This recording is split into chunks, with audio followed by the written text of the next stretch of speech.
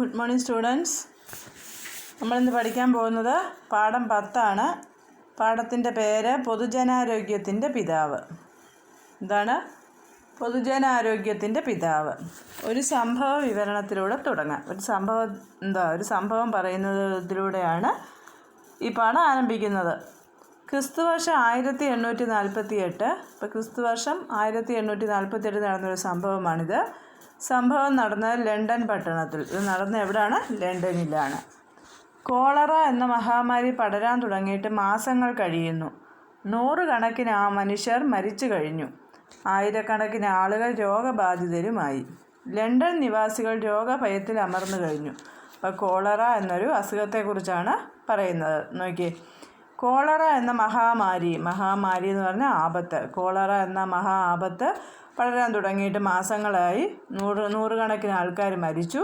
ആയിരക്കണക്കിന് ആൾക്കാർക്ക് രോഗം ബാധിച്ചു. ലണ്ടൻ നിവാസികൾ, ലണ്ടനിലെ ആൾക്കാർക്കെല്ലാം പേടിയായി തുടങ്ങി. രോഗഭയത്തിൽ അമർന്നു കഴിഞ്ഞു എന്ന് പറഞ്ഞാൽ എല്ലാവർക്കും എപ്പോഴാണ് രോഗം വരുന്നതെന്നതിനെക്കുറിച്ചുള്ള പേടിയായി തുടങ്ങി. വിക്ടോറിയ രാജ്ഞി ബക്കിംഗ്ഹാം കൊട്ടാരത്തിൽ ഡോക്ടർമാരുടെ ഒരു യോഗം വിളിച്ചു. അങ്ങനെ വിക്ടോറിയ രാജ്ഞി ബക്കിംഗ്ഹാം കൊട്ടാരത്തിൽ അവിടുത്തെ ഡോക്ടർമാരെ എല്ലാവരെയും കൂടെ വിളിച്ചു ഇതിനെക്കുറിച്ച് ചർച്ച ചെയ്യാൻ. സുപ്രധാന കൂടിക്കാഴ്ചയ്ക്ക് ശേഷം പുറത്തിറങ്ങിയ ഡോക്ടർ ജോൺ സ്നോ അസ്വസ്ഥനായിരുന്നു. അങ്ങനെ സുപ്രധാനമായിട്ടുള്ള ചർച്ചയൊക്കെ കഴിഞ്ഞതിന് ശേഷം വെളിയിൽ വന്നപ്പോൾ ഡോക്ടർ ജോൺ സ്നോയുടെ മുഖത്ത് അസ്വസ്ഥതയായിരുന്നു. മുഖം വിളറി വെളുത്തിരുന്നു. കോളറ എന്ന രോഗം ഡോക്ടറുടെ മനസ്സമാധാനം കളഞ്ഞു എന്ന് പറഞ്ഞാൽ മതിയല്ലോ. അപ്പം മുഖമൊക്കെ വിളറി വെളുത്തു. കോളറയ്ക്കെതിരെ എന്താണ് ചെയ്യേണ്ടത് എന്നതിനെക്കുറിച്ചുള്ള ആ ഒരു ആശങ്ക അദ്ദേഹത്തിൻ്റെ മുഖത്തുണ്ടായിരുന്നു. എന്തെങ്കിലും ഒരു പരിഹാരം ഉടൻ കണ്ടെത്തിയേ പറ്റൂ. പക്ഷേ എന്ത് ചെയ്യാൻ? അപ്പോൾ എന്തെങ്കിലും ഒരു പരിഹാരം കണ്ടേ പറ്റത്തുള്ളൂ. പക്ഷേ എന്ത് ചെയ്യാനാണ്? കോളറ എങ്ങനെ പടരുന്നു? ആർക്കും നിശ്ചയമില്ല. ചിലർ ദൈവശാപം കൊണ്ടാണെന്ന് പറഞ്ഞു.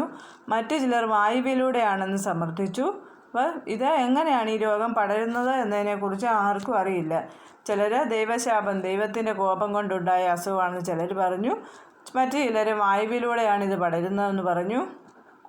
നിരത്തിൽ രോഗികളെയും കൊണ്ട് പായുന്ന കുതിരവണ്ടികൾ, മറ്റൊരു ഭാഗത്ത് ശവമഞ്ചങ്ങളുമായി നീങ്ങുന്ന വാഹനങ്ങൾ, എവിടെയും മൃത്യുദേവത നൃത്തം വയ്ക്കുന്നു. വൈദ്യശാസ്ത്രത്തിന് പിടികൊടുക്കാത്ത രോഗം. അപ്പോൾ നിരത്തെന്ന് വെച്ചാൽ റോഡിലൂടെ നോക്കിയാൽ രോഗികളെയും കൊണ്ട് പായുന്ന കുതിരവണ്ടികൾ, രോഗികളെയും കൊണ്ട് പോകുന്ന കുതിരവണ്ടികളും, മറ്റൊരു ഭാഗത്ത് മരിച്ച ആൾക്കാരെയും കൊണ്ട് പോകുന്ന ശവമഞ്ചം കൊണ്ട് നീങ്ങുന്ന വാഹനങ്ങളും, എവിടെയും മരണം മാത്രമേ ഉള്ളൂ. വൈദ്യശാസ്ത്രത്തിന് പോലും കണ്ടുപിടിക്കാൻ പറ്റാത്ത ഒരു രോഗം. ഇപ്പം നമ്മുടെ ഈ കോവിഡ് പോലെ എന്താണ് ചെയ്യേണ്ടതെന്ന് മനുഷ്യർക്ക് അറിയത്തില്ല. ആദ്യത്തെ സമയത്തൊക്കെ അങ്ങനെയല്ലായിരുന്നോ? എന്താണ് ചെയ്യേണ്ടതെന്ന് അറിയത്തില്ല. ഇതെപ്പോൾ പിടിപെടുമെന്നും അറിയത്തില്ല. അപ്പം എപ്പോൾ മരിക്കും അല്ലെങ്കിൽ എപ്പോൾ ഈ രോഗം വരും എന്ന് പേടിച്ച് ജീവിക്കുന്ന ഒരു ജനവിഭാഗം. കൊട്ടാരൻ ഡോക്ടറാണല്ലോ ജോൺ സ്നോ. അപ്പോൾ കൊട്ടാരത്തിലെ ഡോക്ടറാണ് ജോൺ സ്നോ. അദ്ദേഹം ലണ്ടൻ പട്ടണത്തിൻ്റെ ഒരു ഭൂപടം സംഘടിപ്പിച്ചു. അദ്ദേഹം ലണ്ടൻ പട്ടണത്തിൻ്റെ ഒരു ഭൂപടം, ഒരു മാപ്പ് കണ്ടുപിടിച്ചു. മരണം അടഞ്ഞവരുടെയും രോഗബാധിതരുടെയും മേൽവിലാസം ശേഖരിച്ചു. അപ്പം ഈ കോളറ വന്ന മരിച്ചവരുടെയും പിന്നെ രോഗം പിടിപെട്ടവരുടെ ആൾക്കാരുടെയൊക്കെ ഒരു ലിസ്റ്റ് ഉണ്ടാക്കി. ഭൂപടത്തിൽ അദ്ദേഹം രോഗികളുടെ സ്ഥലം നിർണ്ണയിച്ചു രേഖപ്പെടുത്തി. എന്നിട്ട് ഈ മാപ്പിനകത്ത് ഈ രോഗം ബാധിച്ച ആൾക്കാരുടെ സ്ഥലം എവിടെയാണെന്നൊക്കെ രേഖപ്പെടുത്തി. ഞെട്ടിപ്പിക്കുന്ന ഒരു വിവരമാണ് അദ്ദേഹത്തിന് ലഭിച്ചത്. ചില പ്രത്യേക സ്ഥലത്ത് മാത്രമാണ് കോളറ പടരുന്നത്. ഒരു ഞെട്ടിപ്പിക്കുന്ന ഒരു വിവരം അദ്ദേഹത്തിന് കിട്ടി. ചില സ്ഥലങ്ങളിൽ മാത്രമാണിത് പടരുന്നത്. ക്രാന്തദർശിയായ ഡോക്ടർ സ്നോ ആ പ്രദേശങ്ങൾ സന്ദർശിച്ചു. അപ്പോൾ അദ്ദേഹം ഈ രോഗം ബാധിച്ച പ്രദേശങ്ങളൊക്കെ ഒന്ന് സന്ദർശിച്ചു. അദ്ദേഹത്തിന് ഒരു കാര്യം ബോധ്യമായി. ആ സ്ഥലങ്ങളിലെ പൈപ്പുകളിൽ നിന്ന് ഉപയോഗിക്കുന്ന ജലത്തിലാണ് രോഗകാരണം അടങ്ങിയിരിക്കുന്നത്. അപ്പോൾ അവിടെയൊക്കെ പരിശോധിച്ചപ്പോൾ അദ്ദേഹത്തിന് ഒരു കാര്യം മനസ്സിലായി. അവിടുത്തെ വെള്ളത്തിൽ നിന്നാണ് ഈ രോഗം എല്ലാവർക്കും ഉണ്ടായത്. അല്ലെങ്കിൽ ആ പൈപ്പുകളിൽ നിന്ന് ലഭിക്കുന്ന വെള്ളത്തിലാണ് ഈ രോഗാണുക്കൾ ഉള്ളത്. ആ ജലം വരുന്നതായിട്ട് തേംസ് നദിയുടെ മലീമസമായ ഭാഗങ്ങളിൽ നിന്നും.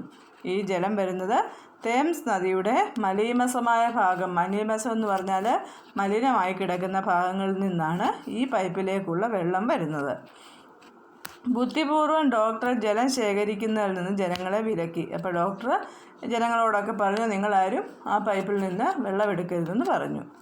അത്ഭുതം, കോളറ പതിയെ കെട്ടടങ്ങുന്നത് അദ്ദേഹം കണ്ടു. അപ്പോൾ ഇങ്ങനെ ജനങ്ങളാരും ആ വെള്ളം ഉപയോഗിക്കാതിരുന്നപ്പോൾ പതുക്കെ കോളറ കുറഞ്ഞു.